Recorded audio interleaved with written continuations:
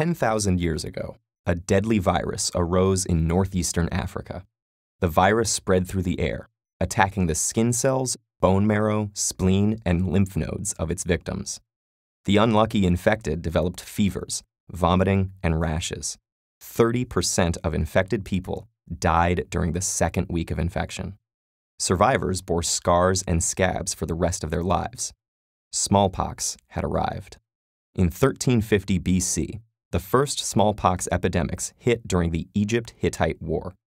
Egyptian prisoners spread smallpox to the Hittites, which killed their king and devastated his civilization. Insidiously, smallpox made its way around the world via Egyptian merchants, then through the Arab world with the Crusades, and all the way to the Americas with the Spanish and Portuguese conquests. Since then, it has killed billions of people, with an estimated 300 to 500 million people killed in the 20th century alone. But smallpox is not unbeatable. In fact, the fall of smallpox started long before modern medicine. It began all the way back in 1022 AD. According to a small book called The Correct Treatment of Smallpox, a Buddhist nun living in a famous mountain named Ome Shan in the southern province of Sichuan would grind up smallpox scabs and blow the powder into nostrils of healthy people. She did this after noticing that those who managed to survive smallpox never got it again, and her odd treatment worked. The procedure, called variolation, slowly evolved, and by the 1700s, doctors were taking material from sores and putting them into healthy people through 4 or 5 scratches on the arm.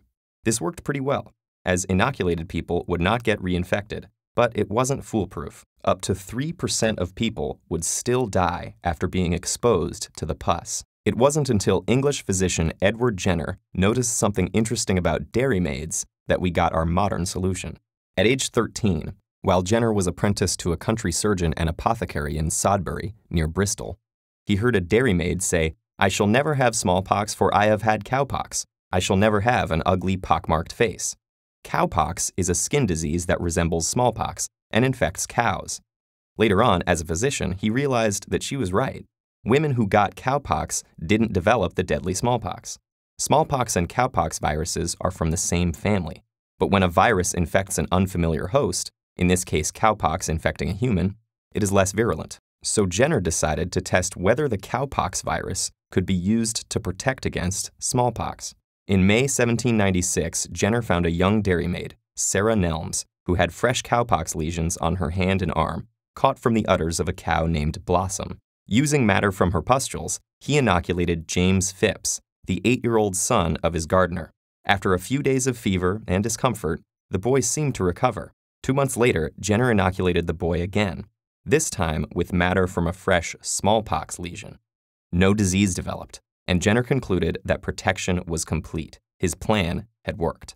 Jenner later used the cowpox virus in several other people and challenged them repeatedly with smallpox, proving that they were immune to the disease.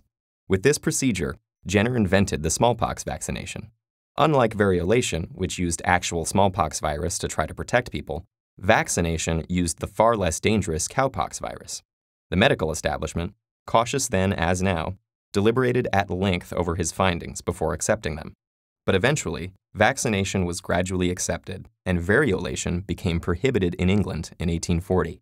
After large vaccination campaigns throughout the 19th and 20th centuries, the World Health Organization certified smallpox's eradication in 1979.